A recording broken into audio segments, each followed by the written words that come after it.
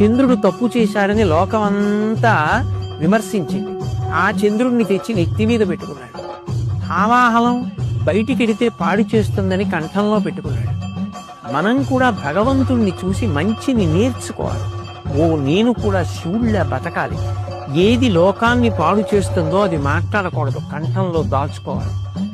ఎంత తప్పు చేసిన వాడైనా మారతాను అని వచ్చినప్పుడు నెత్తి మీద పెట్టుకోవాలి తప్ప ఎప్పుడో తప్పు చేశావని దూరం పెడితే మారే అవకాశం ఎలా కలుగుతుంది? శివారాధన చేస్తాడు అన్న మాటకు అర్థం ఏమిటంటే శివుళ్ళ బ్రతకడం అలవాటు.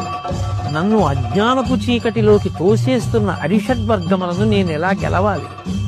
బాగా భగవంతుని యందు మనసు పెట్టాడు, ధ్యానం చేశాడు, మంచి గ్రంథపఠనం చేశాడు, శివారాధన చేశాడు, అర్ధరాత్రి కూడా అభిషేకం చేశాడు, పెద్దల మాటలు విన్నాడు, కీర్తనలు విన్నాడు, ఆలోచించాడు.